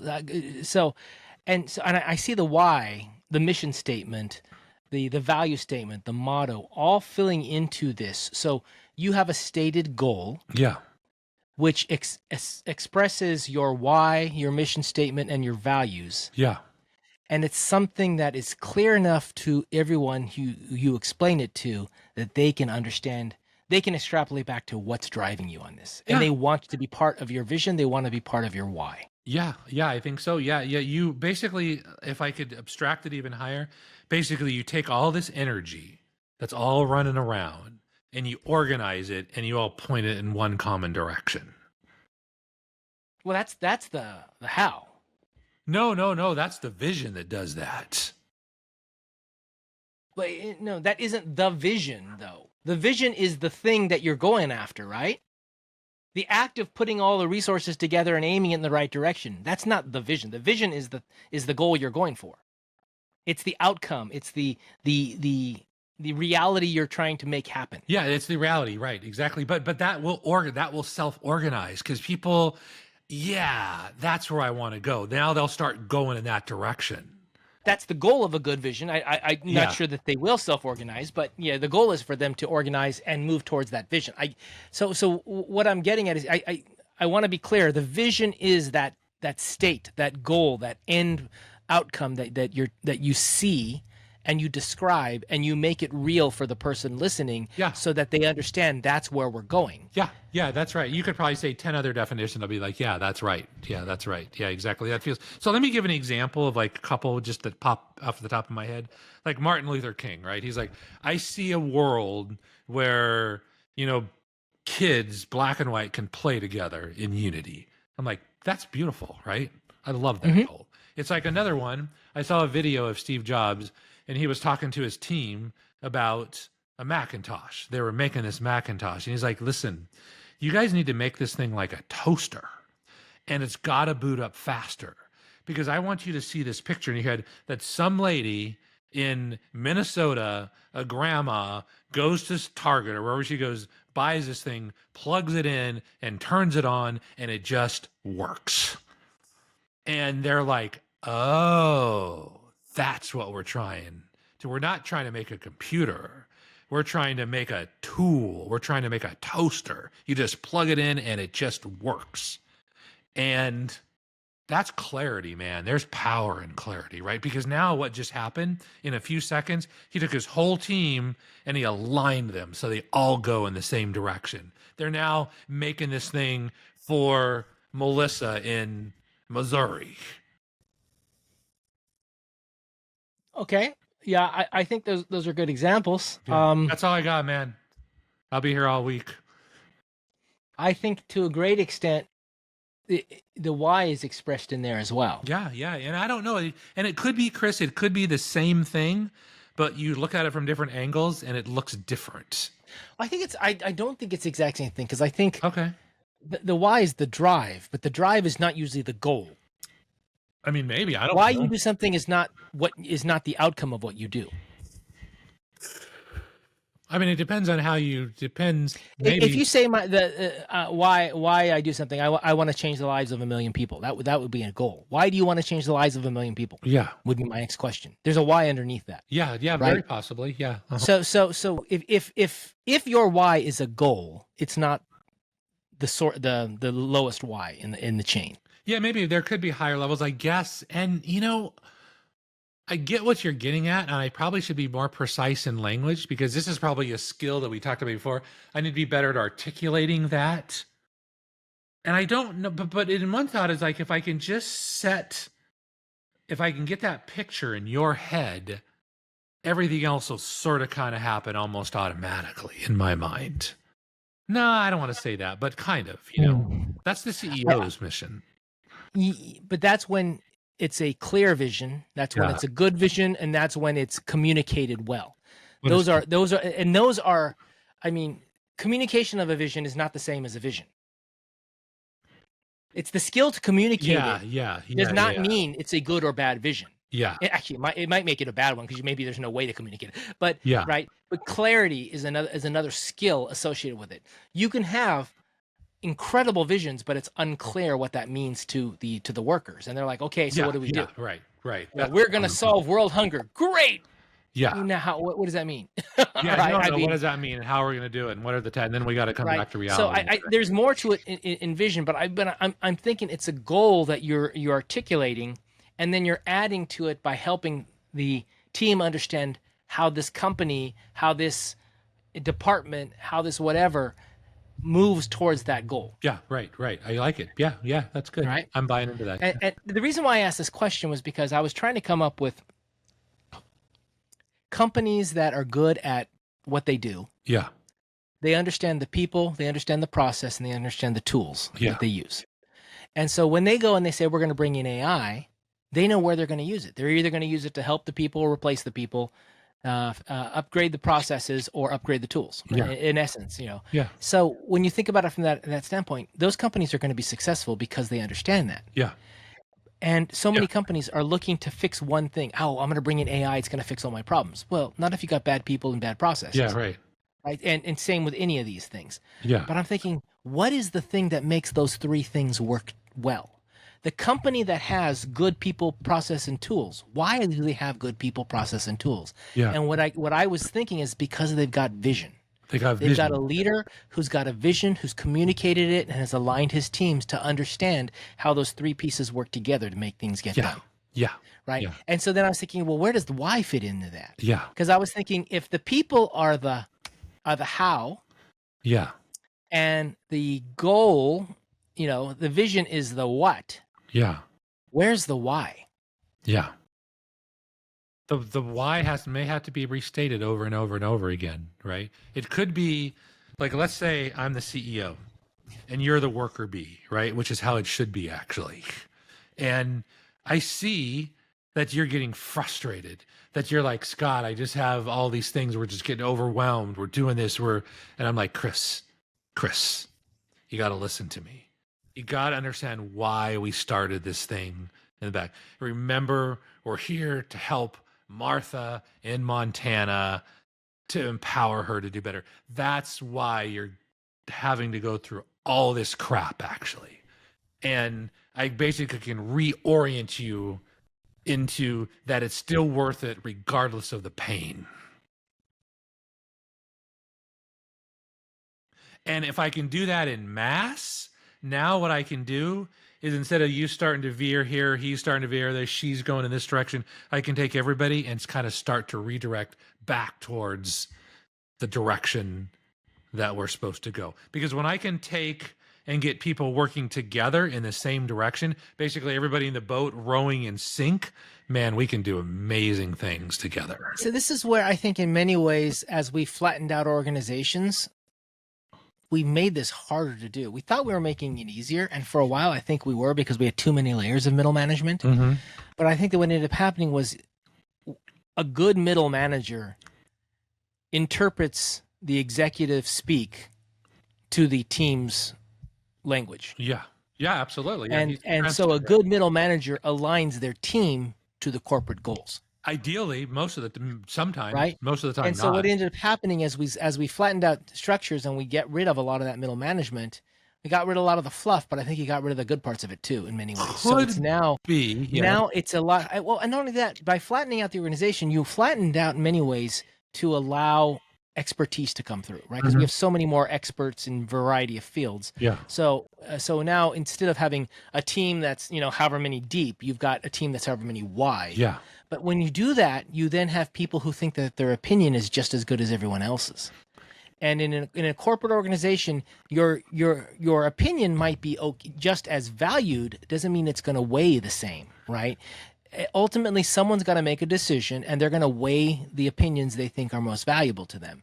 So I think that one of the disconnects we have today is people have titles that are high because they have a specialized skill set. Yeah. And they think their opinions on everything should be listened to. Yeah. When in reality, they're irrelevant to a lot of the decision making that needs to happen. Yeah, possibly. Yeah, and that's called yeah. Yeah, and so I think in many ways it's made it harder for that middle manager who is good to align towards corporate goals to really shine through. Yeah, very possibly. Yeah, that's a common problem, right? I mean, that's why you have management retreats and this and that, and you find. But then on the other side of the problem is you don't have those managers anymore. You got rid of them all. Yeah, and a lot of times they're useless. They're just. That's what I said. I mean, you got rid of the bad ones, but there were ones that were Pareto principle again, 90% of the work in any company is done by 10% of the people. Yeah, pretty much. Yeah, I mean, yeah. Right? Yeah. So if you're not keeping the 10% that are good and you're just throwing out all 100%, you're losing a lot more. You got to find a way to keep the 10% that are doing 90% of the work, and then you'll be happier. But the problem is that's hard to do, because you've got to find metrics to measure that, and then you've got to make decisions, and then you got to open yourself up to lawsuits for firing people and all kinds of stuff. Dude, this is incredibly difficult. Absolutely, it is. This is not easy. It's not easy, but I think it's worth putting the work in to do if you have a really good solid why. Yeah, well, of course, and then we got other problems that come the way. Like if Steve Jobs had said, I want to make that toaster for some woman in Minnesota, like you were saying, and go, but what about the people in California? But what about the people in Washington? Well, what about the people in Florida, right? It's going to be suddenly a diversity argument. Chris, we're making it for everybody. I'm just using her as an example, right? But in every case, it's the same thing. They want to bring a tool in that's an extension of their brain that helps them think better, think clearer, get more stuff done, so that they can execute their mission, what's built into their DNA, in a better way. Yeah, okay. Well, first of all, the prior story was much better. The one with what's her name in Minnesota that you're trying to go for. Yeah. The toaster. I mean, that one is powerful to me. The second one, I understand what you're trying to do, trying to counteract what I said. But I think as soon as you go down the path of addressing the arguments I made, you've lost the battle at that point. I think in many ways, okay. I think in many ways you've got to find a way to disarm this argument and say, no, this is the vision. This will apply to everyone. It could be. That's what I thought I did, but apparently it didn't work for you. So now I felt like you were trying to overcome my objection instead of. I think you should have just shut down my objection. Oh, possibly. And how you shut it down is critical. But I think so much of what happens is someone says, but what about this? But what about that? But what about the children? I mean, type of thing. Yeah. And now suddenly you feel like you're caught. Okay, I got to explain this. And it's like, no, you don't explain it. Oh, this is the vision. Oh, I see. This is the vision. It applies. You can't see it. I'm sorry. If you want to have a conversation at some point, okay. But this is the vision. This is what we're doing. You don't like it. You can't align with this vision. Leave. Oh, yeah. Okay, so I've assumed, yeah, no, that's right. Okay, yeah. Okay, here's the thing, though, is I never let you in the front door until you align with the vision, actually. And my job is only at that point is just to remind you as to why we did this thing, actually. Yeah. Man, hopefully you're able to do that. I don't think most companies can do it that way. I think what ends up, particularly when there's a reorg or something changes. Okay. So we have to rebrand ourselves and we make a new vision. Yeah. And someone's going, I don't like that. That's not. We've never done it that way before. Or you're forgetting about these people. Or hey, I've been here 15 years. What about me? I mean, that kind of crap, right? Yeah. And at some point, this is the problem I think we do have with today. Again, with being very flat structures and the hierarchy not being as strongly enforced, is you end up with a lot of people thinking that their opinion matters, when really they're not the ones in the authority. The person in authority is taking on the responsibility of those decisions. Yeah. So if they say this is the vision, if they want input, they'll ask for input. If they don't want input, that's the vision. And your rule as an employee of that company is to make that vision happen. Yeah. And if you can't make that vision happen, you probably shouldn't be at that company. Yeah, and there's a great video of Steve Jobs, like really old video, 147 seconds long. Let's talk about, he goes, it's so important that your first 10 hires, man, you've got to be super careful with. But he says, once you get your first 10 and once you get that locked in, it almost goes on autopilot because they won't let in number 11 unless it aligns with that vision, actually. And he goes, but your first few, those are the critical ones. Let me give it another example of like where I think this is important, where vision matters. So I was talking to my Navy SEAL friend, and he was saying the mission is so important, actually. And he goes, he's actually done this, that he literally, at one point, this is why they come back kind of really messed up, because they're forced to make incredibly difficult decisions. But he said, we were on a mission to go, AKA knock out this power plant, right? And then 2 other SEAL teams needed to come in and do another thing, but they couldn't do their mission until this power plant was down, because then they get captured. And then when they did that mission, then it would save literally like thousands of people, actually. And he said, we had to make the decision that we had to literally walk over burning babies that we possibly could have saved, but it would have risked that mission because, and he goes, it's the hardest thing I've ever had to do, because I knew if I took the time to save this one baby, that put thousands of people at risk. And that's a freaking hard decision, you know? He goes, it's easy to talk about it until you're actually in it, doing it. And then he goes, man, you better have vision at that point, and you better have a clear, strong why. Okay. I don't expect the average worker in America to have to make that choice to meet the vision of their company. So it's a little bit, I think it's overkill for them. A little, I'm telling you, Chris, it's a little extreme. I'll give you that, actually. But I'm saying that's the power of how strong vision can be if you get the right team. But the idea here is, I think so many people think that their opinion matters enough that it should be incorporated into the vision. It should be included in the vision. I think what people forget is, when you get a true visionary who comes up with a vision, you don't pepper them with little one-offs here and there. You take care of those as you implement, as you move forward. Right. What happens is you keep to mind, this is the goal, this is the vision, this is what we are all aiming for. Yeah. And that's where the power is. When you get 100, 1,000, 10,000, 100,000 people all pointed in the same direction, they can move mountains, right? That's the idea that what's happening here is. And so if you start nitpicking on these little things that each individual brings up, you end up, in essence, stopping this momentum to get this vision to happen. Because the energy gets scattered. Right? Everyone needs to get rid of their own ego and say, it's not about what my opinion here is on this factor. And do they include this thought and that thought? It's like, that's the vision. You've got to buy into that. You've got to make that happen. You've got to put your resources and your thinking towards making that happen. Yeah. And if the vision is far enough from what you as a default person are, then maybe you need to work somewhere else. Yeah. Ideally, you never let them in the front door. You have such a strong selection process, like the SEAL teams do. But usually the issue happens like when the company gets to a certain size and they shift, and then, something happens, and then So the vision often when the owner is no longer the owner and it then becomes shareholders. Yeah. There's a huge change in vision. Yeah. And what you'll find is, like, was it Walt Disney's brother had a hard time with with Iger, whoever the guy who was in charge of Disney 20 years ago, whenever that was, when in Walt Disney's brother still had the Walt Disney dream in his head from his brother. Yeah. And everyone else had the corporate structure in their head, the corporation, right? Right. And so they had a lot of problems. Mm-hmm. All right. And we see examples of this all over the place.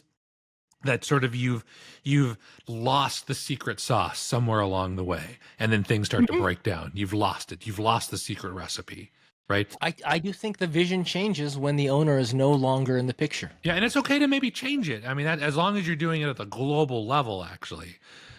But most of the time, it gets lost. Well, when it changes, the question is, what is it changing to do? Yeah, right. And you need a strong leader to make that change, because you forget the leader saying, "Hey, man, Chris, remember, this is why we're doing this. Remember, it's remember. This is what we signed up for." And right now, man, it sucks what we're going through. And we really want to turn left. We want to turn right because we want to get out of the pain right now. But remember, this is why we're here. We got to go through this, not run away from it. And that's hard, man. That's really hard. Well, I think usually what ends up happening is, when the owner's involved, decisions about profitability and other aspects are within the control of a very small group of person, maybe just one person. Yeah. And so they're willing to make decisions based upon a value set that's shared by one person or a small group of people. Yeah, right. As soon as you have shareholders involved, then it's a group of people, and now group dynamics changes values intensely. Changed it. Yeah. Like, look at Disney. Now they're just, who knows, the hell knows what they're doing at this point, But they're milking the Marvel universe for everything they can. Yeah, right. And that's good. I mean, maybe you get a short-term profit in there, but if they would have stayed on task, they could be worth 50 times as much in 50 years from now than what they'll be, right? They may not be around in 50 years. You think that's true? Yeah. Or are you just using it as an example? I'm using an example, but I think it's true as well, too. Yeah, I don't. I think, for all the faults that everyone talks about Walt Disney, I think at the end of the day, he had this vision of a place where everyone could go and enjoy being a family there. Yeah. And I don't think that's within reach of anyone anymore, any average person anymore. Yeah. We've lost it. I mean, look at the Cracker Barrel thing, right? They've lost it. We came with just a bunch of, hotshot like brand guys come in. Oh, we need to redo the logo, but they didn't understand their customer. They didn't understand the core needs and wants of the person they're serving. In essence, I think they were blaming their customers.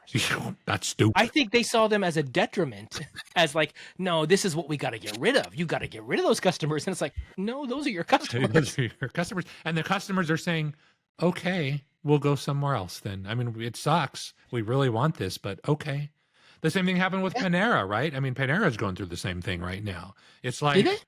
Yeah, Panera Bread. They're. I mean, they're still there, but they've lost that like secret sauce, and a lot of people are saying this is not great anymore. I mean, it's okay, but it's not. It's lost something. Is it? Do we know what the cause is? I can't remember what it is. I watched a whole documentary on it, but yeah, I think it got purchased by some big group, and they're like, oh, we could cut corners here. We don't really need to bake the bread here. Like we always done. We can just like bring it in, or we can make it in a factory and just come in and reheat it instead of making it fresh. And they just, well, come on, even Subway breaks their own bread. Come on. Well, I know, but what I'm saying is you've moved away from the original vision, and then what happens is, and maybe one little move is not a big deal, but the idea is, oh, instead of serving this customer and giving them exactly what they want, it's like, man, you know what? If we did this, I could shave out 2 pennies on each one, and I could save 2 cents here, and we could increase our profitability by 6%, right? And now, that guy, that British marketing guy that I like, Rory Sutherland, right? The large guy, always wears bright suits. He made the comment about the rail system when people commute into work into London or whatever, and they're on the train for an hour, 2 hours, right? And they want to make it faster. Yeah. Right. So that they don't have to be on the train as much. Okay. So they're spending tens of millions, if not hundreds of millions of pounds to make it faster because people are complaining it's taking too long. And it said, what if you just gave them free Wi-Fi, free high-speed Wi-Fi? Okay, there you go. Yeah. Right. So that they're not bored on the train, so they can do work on as they go into the office. And the like goes, you could probably solve your problem with customer satisfaction at a fraction of the cost. Very likely. Are you solving the real problem when you say you want to make it faster? Right. What's the problem you're solving? Because customer satisfaction is down. We got to make it faster. Well, wait.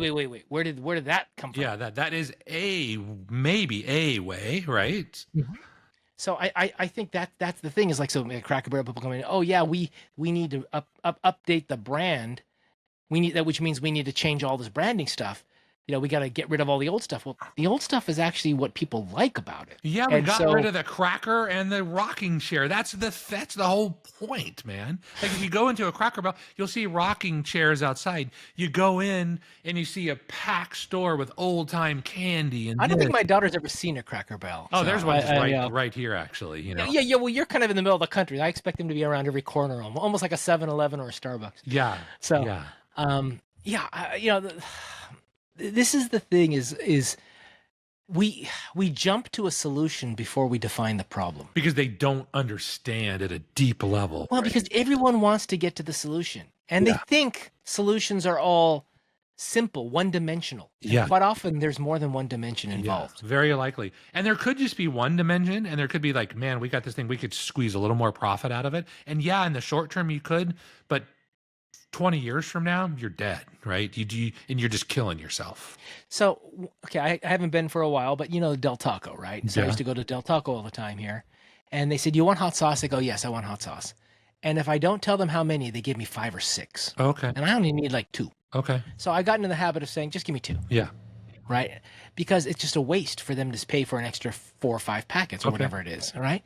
But I'm like, oh yeah, there's a process right there. They could just make sure they only give out 2.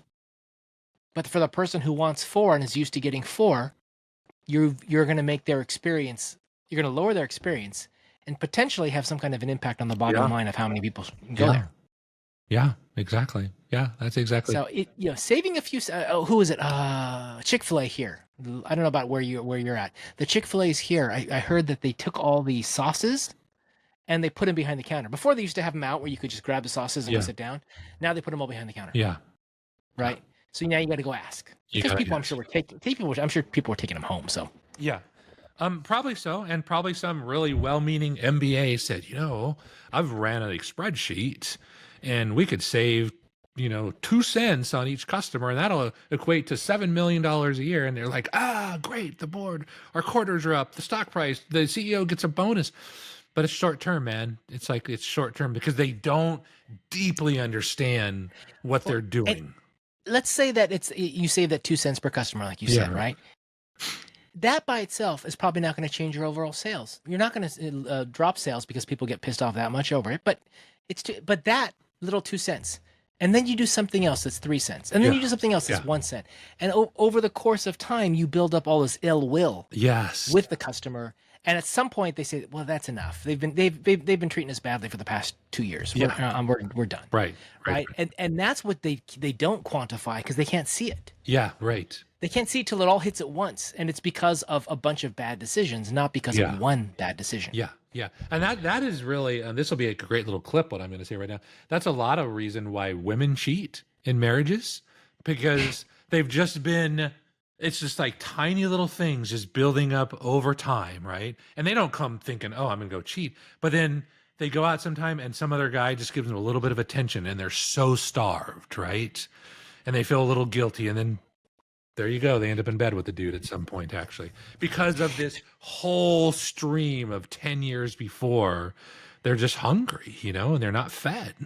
That is a broad assumption, sweeping assumptions you made for the entire female species there. Yeah, I love doing that, though. Yeah, exactly. Yeah. Yes. So, Scott, I'm going to do what you always do. But that's not always true. It's not always true, Chris. It's not always true. Now, some women cheat for a whole bunch of reasons, actually. But again, you're reinforcing that they all cheat.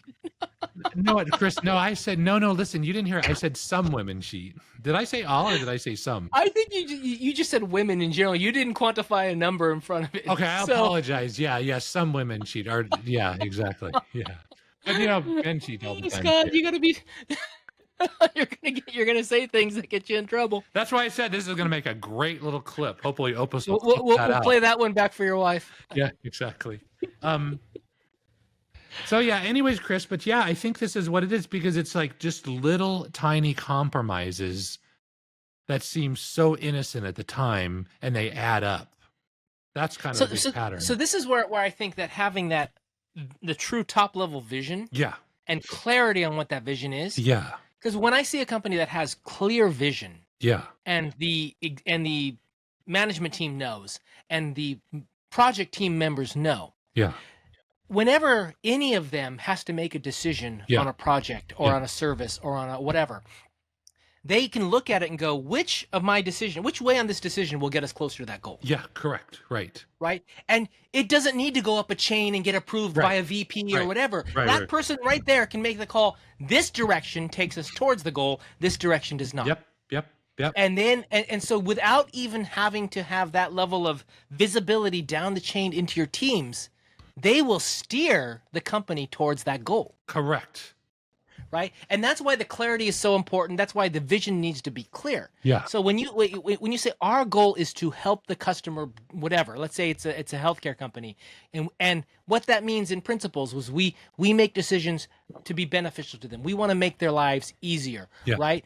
Then what'll happen is the decision is, I can save all of our internal workers 2 seconds with every transaction by doing this. Yeah. But I'm shifting that burden onto the customer who doesn't know what the hell's going on. And it's going to take them 5 minutes to do that work. Yes. Yep. And so many companies today shift the work to us. You want to go to get something done, you got to fill an online form with 15 fills on it. Yeah. Right? It's like, why do I got to do that? Yeah. Just to get some piece of information, right? It's the idea of, it's okay. I'm saving money on my team by taking away the work and shoving it on the customer. Yeah. Right. And if your alignment is, we got to make the customer's life easier, that is not the decision that's going to get made. Well, and I'm going to bring up another point that you always bring up. I can't believe I'm doing this, but again, it's like they're not considering what second, third, fourth order consequences are for this decision, actually. Well, so that again is master level thinking. I think that once you begin to ask the questions, when you begin to be curious, first level of curiosity is what happens when this happens. Is that true? Is that not true? How can that be true? Yeah. And then you start asking the second question. Well, if that actually does happen, what happens next? Yeah. Right. Right. And so I would love everyone to be able to get to at least a second order thought. If you can get to a third or fourth order thinking, it's like, what happens when this happens? Well, A happens. So what happens when A happens? Well, then B happens. What happens when B happens? Well, then C happens, right? And suddenly you're going down the chain and figuring out, well, one potential when you raise taxes is this could happen. Yeah, What potential when you raise taxes is that could happen, right? Yeah. So yeah. And it gets very complicated very fast. But I think, but then certain founders, right, certain visionaries, they're so clear on their focus that they're not principally focused on profit, because they believe that if I deliver an outstanding experience, the money will come. And that's long-term thinking. That's a different kind of thinking as opposed to this quarter-to-quarter thinking that we have right now in corporations. yeah, well, the quarter-to-quarter thinking is a problem because then you maximize for the short term, which often has second-order consequence of hurting the long term. Which is so interesting, because I want to wrap up in a little bit because it's 5:00 here. But I saw something from Trump that I kind of agree with a little bit, because he's proposing that, hey, maybe we change the reporting period from companies from 3 months to 6 months. And I'm like, that's interesting. I wonder what that would do. I wonder if that would cause more long-term thinking. I mean, I don't know. I'm like, it's just interesting to think that through.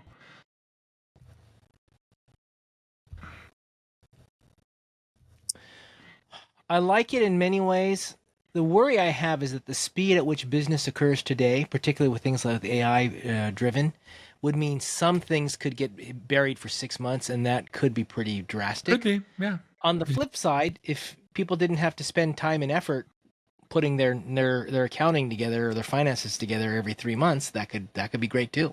I know, it could be great. Like you could extrapolate this to everything. Like, what if instead of the president running 2 4-year terms, what if we said you just get one shot, you get 8 years and that's it, and you're done, instead of spending the second 2 years of the first term, trying to get reelected again, instead of actually doing the work that you're supposed to do. You're extrapolating one idea into another idea. Yeah, that one I think there's other reasons why you've got it at 4 years. No, I understand, but I'm just saying it's just interesting to think through these different terms. And this is where I want to model it. I go, maybe AI could start to model that sort of stuff and see what would the first, second, third order consequences be, right? Maybe you could actually literally run the simulation in reality but run it fast, real fast, and see what would happen. I think what you would need to do is you would run the simulation, and then you get a bunch of philosophical thinkers to go in and say, okay, now I add this in, now I add this in, now I add, because I think what'll happen is I don't think AI has enough true ability to bring in all the edges of what we're talking about. Right. So it'll build something really cool that the average person will go, oh my God, that's incredible. Yeah. But your true deep thinkers are going to go, what about this? Yeah. What about that? What about this other thing, right? Yeah. And then they're going to say, oh, but what about the price of rice in China? Yeah. And you and I would go, what the hell? And he goes, yes, the price of rice in China is going to drive up, the demand for imported rice from America, which is then going to have a trade imbalance, which is they're going to bring in the tariff, and pretty soon it's on Main Street in USA, right? It's a stupid comparison, but I think the idea is right now humans are still able to think up those real edge cases a lot better than AIs. Right. Yeah. But with your point, if you were to have if someone's job was to say, what would happen if we did this? Yeah. And then they just spent the next, 6 months to a year working out that problem. At the end of it, they say, here's our report. Yeah. And here's all of the nuances we thought through. And here's probably, I'd like to wrap up with this if you can, and then you can have a final word. But I think we're never going to create a great society with humans just because the average human is always selfish. And it's always the thought of, that's cool, but what am I going to get out of this? And they always tweak it just a little bit. I mean, what if you could truly have a leader that would be like, it's for the other guy first. Yeah, I'll get paid eventually, but it's like he comes first. That would be, what kind of world we'd live in, Chris? We would be in a radically different world. Yeah. Unfortunately, that would also require the people around him to have that same value set. Otherwise, they're going to be using him to make their own money on the side, which is a different thing. I know, right? And I know it's a fantasy, but boy, what a... And before we go too far down that path, what is a great society? Well, I would say a great society to start is that nobody's hungry, right? Everybody got access to the basic needs that they have. Fresh water. Yeah, free candy bars for everyone. Yeah, sure. We can get candy bars for everyone. Maybe not. Yeah, free weed Netflix. That's perfect. I think that's what UBI is going for eventually. We're going to drug you and entertain you to where you won't fight the rich. No, what I was getting at is I'm wondering if we could ever have a truly great society. No, no matter what your definition is. Cannot. And I think it's not just the humans. I think even if you left it to AI is has weaknesses or things that we're not thinking about, and so they're gonna get incorporated into whatever the solution is. No, anything that is empowered to make society. I think society just has to have weaknesses. Yeah. I think that's just the nature of society. Yeah. So I would argue. Can we make a better society than what we have today? Yes, and then you got to define what you mean by that. Yeah, of course, by better. But can we make a great, as in like the best, as in the perfect? No, never. No, because it's human nature. Like we're just inherently flawed in our DNA. It's like we're just selfish at some point. Yes, I mean, if your idea of perfect society is free weed and mine is no weed, what would happen? Well, we kind of have a problem like that right now, Chris. Right? Some people want a lot of guns. Other people are like, no guns. Right? Some people. Yeah, I mean, all of that. And we're literally just ripping ourselves apart internally, Yes. I was thinking earlier today when I was talking to Caitlin, I was saying one of the things we need to do is we need to find a way to bring out where we're the same and not harp on this where we're different. Yeah, right. And you know what that requires? All we see is how different we are. We don't see where the similarities are. Yeah, we got to talk to each other, right? Well, once you see how similar someone is, I think you're more open to talk to them. But right now, the focus is on you're this way, I'm this way, we're different. And I'm like, well, what about the things that make us the same? Yeah. And unfortunately, it's not like, when you and I were growing up in the 70s and the 80s where we were taught patriotism, that kind of vestiges of World War II and all that sort of thing. I don't think the same level of American patriotic you can call it conditioning. Yeah. Some people might call it brainwashing, whatever you want to call it. But we all had that similar background. Yeah, we were together. It was us. Which had bad parts of it, but also had good parts of it. And the good parts of it was we all had a similar core belief structure in our country. Yeah. We don't have that anymore. So I think at the end of the day, how do you then realign people to realize they're still basically the same underneath?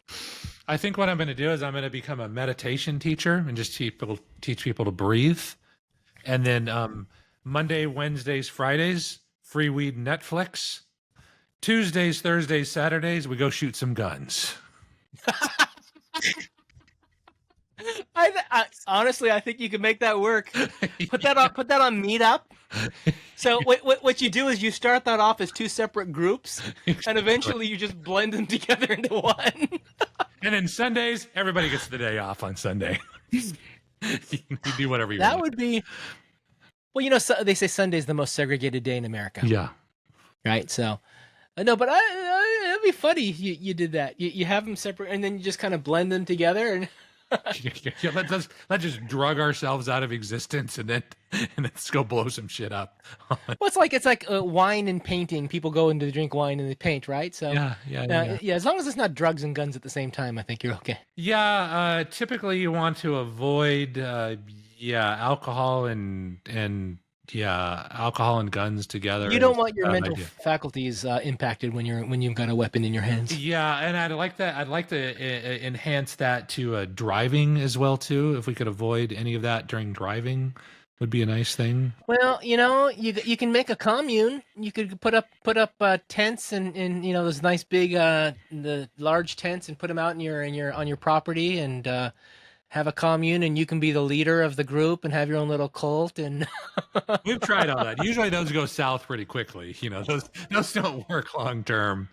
Well, no, if a cult lasts long term, it becomes a real religion at that point. Yeah, that's correct, actually. Oh, I told you this. I went to this online speech given by this one woman who wrote this book. Did I mention this to you? Cults Like Us. Mm-mm. And she basically said that the Pilgrims and the Puritans were basically cults. They were running away from Europe as they were cults.